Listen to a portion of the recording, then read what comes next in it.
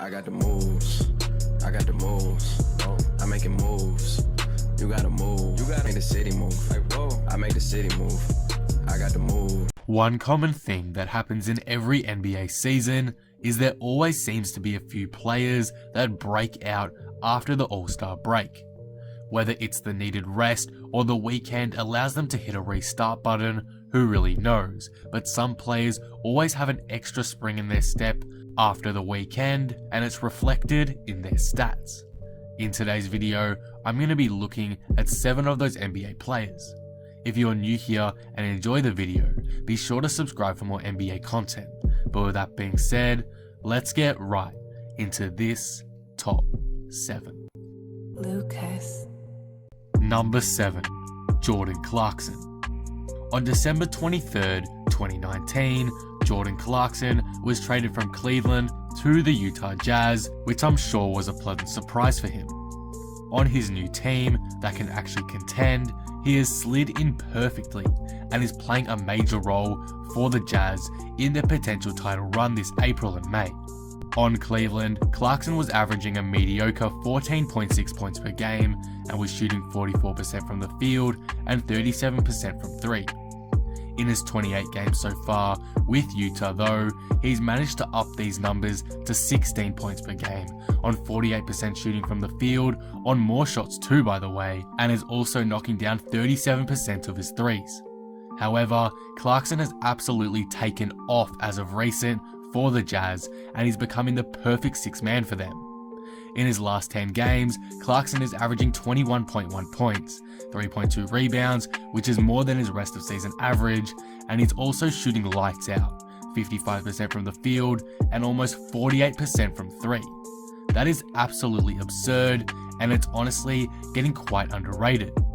Jordan Clarkson has been a perfect addition to the Utah Jazz, and the fact they got him for an injury-prone player who wasn't contributing to them at all is amazing.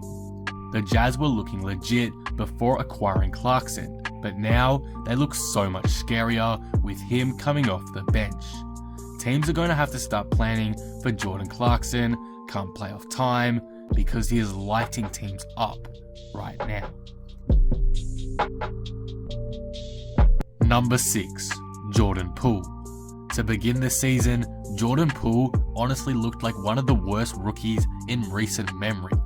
He was shooting atrociously from the field, about 31%, yes, 31%, and even worse from 3, 26%, and I'm pretty sure his first couple months shooting the ball was some of the worst by a rookie in NBA history. This left him with limited minutes in the Warriors rotation, but since Alec Burks, Glenn Robinson III, and of course D'Angelo Russell were all traded this deadline, he's been forced into a bigger role. Luckily though, he has been great for the Warriors since. In his last 6 games for Golden State, Jordan Poole is averaging 16.3 points, double what he averages for the rest of the season, as well as dropping 3 assists per game to go along with his much improved field goal percentage of 46.2%.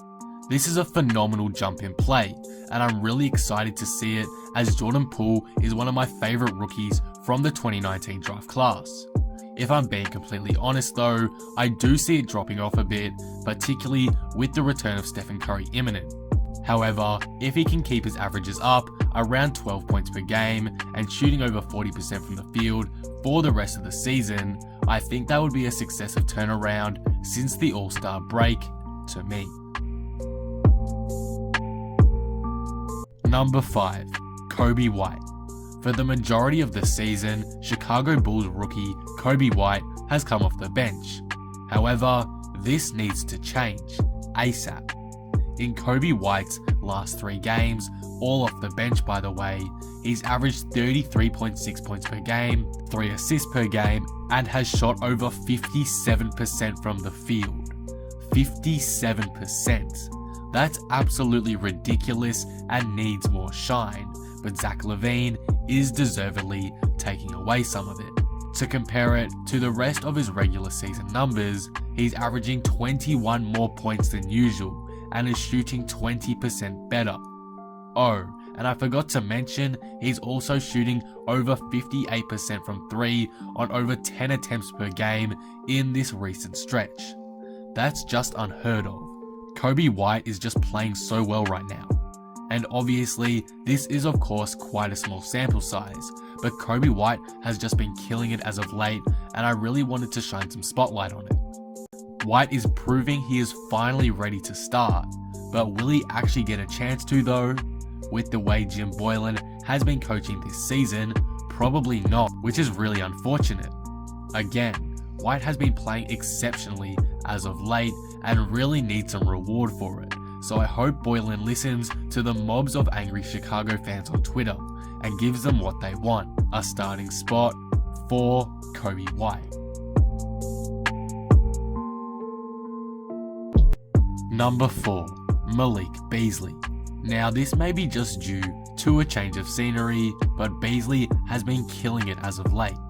Malik was recently traded from Denver to Minnesota and has gone from averaging 8 points and 2 rebounds on pretty bad efficiency to 21.7 points per game, 6 rebounds and 45% shooting from the field and 41% from 3 in his last 7 games, all on Minnesota. Again, it's probably due to him being traded to the Timberwolves, not necessarily the All-Star break, but still, this recent burst of play has been amazing to witness, and it's awesome to see Beasley make some real contributions. I remember seeing him in the playoffs last year, and he was making some real impact for Denver, and I feel like they could have utilized him more. Then, all of a sudden this season, he was dropped down the rotation, so I'm glad to see his potential being maximized in Minnesota. Like Jordan Poole, I don't expect these stats to keep up much, they'll probably die down a bit, but again, if he can keep averaging above 15 points and be a reliable scorer for the Minnesota Timberwolves, that would be awesome to me. Number 3. Christian Wood. Christian Wood was a pretty unknown player until very recently. I only found out about him when De'Aaron Fox put a mean poster on him. However, I've looked past that highlight, and it turns out Christian Wood is an extremely solid player with a lot of potential to be a perennial All-Star one day, and I'm not joking when I say that. In his NBA career, Christian Wood has never really got consistent game time or even matches played. The most games he played in an NBA season before this one was 21, and he's only played 72 games total for his career, excluding this season. This has all changed this season though, as in 56 games so far for the Detroit Pistons, Christian Wood has been averaging 12 points and 6 rebounds on 55% shooting from the field and 37% from deep. This seems pretty average, but trust me, it gets better. Christian Wood in the last 8 games has broken out and averaged 20.3 points per game, 9.5 rebounds per game, and a block to go with his shooting splits of 54% from the field and 41% from 3. That's absolutely phenomenal. He's been playing out of his mind and it's showing. One of these games was his 26-point outing versus Portland, where he took over and almost led Detroit to a big W, but just fell short. With the absence of Blake Griffin and with Andre Drummond's departure, Wood has taken off and is currently dominating the NBA. And though Detroit isn't winning and they are a pretty irrelevant franchise, his recent play truly does need some more attention. Number 2. Kristaps Porzingis. Kristaps Porzingis had a sluggish return to basketball. After a terrible injury that sidelined him for a good season and a half, he finally returned this year to join Luka Doncic on the Dallas Mavericks. As mentioned, it was a slow start and he's only averaged 19-9 on mediocre shooting efficiency this season. However, his game has lifted tremendously as of late. In his last 7 games, Porzingis is averaging 27.9 points and 10.4 rebounds and is shooting lights out, 52% from the field, 40% from 3 and 87.7% from the free throw line, which is a 9% increase. This may be due to more opportunities with Luka Doncic out with injuries for some games during this stretch, but even when Doncic has played in this run of games, Porzingis has still dominated. The Mavericks have been losing more often than not as of late, but Porzingis' play has been more or less keeping them alive. Doncic hasn't been great lately and just hasn't seemed to have that same impact that he had earlier on in this season. It's not the worst drop-off in the world, don't get me wrong, but in his last 5 games, he's averaging 8 less points per game than usual, which clearly says something. However, I think the Mavericks should be thankful for Porzingis' play nonetheless, as I think they have been a lot better off than they probably should have been at this point in the season. Again, thanks to him.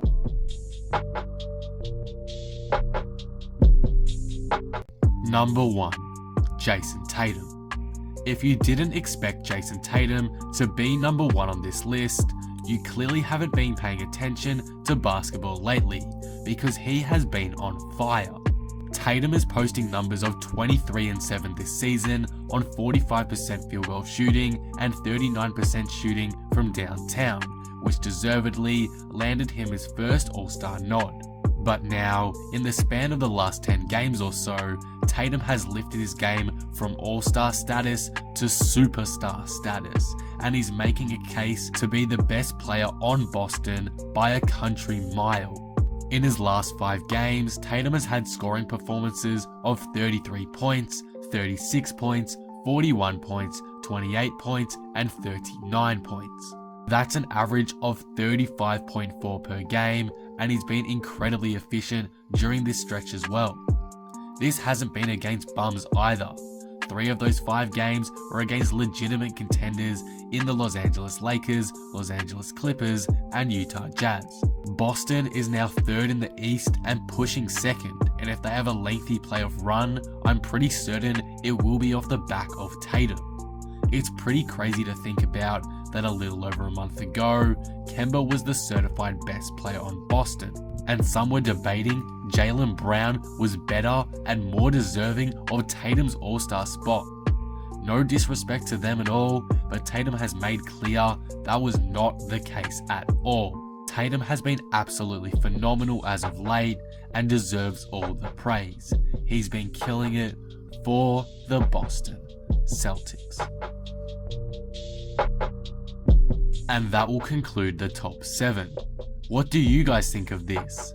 What players have broken out the most since the All-Star break to you? Do you think these impressive runs will last? And did I miss any players? Let me know all your thoughts down in the comments below. If you enjoyed the video, be sure to drop it a like and subscribe. But with that being said, I am out. Peace.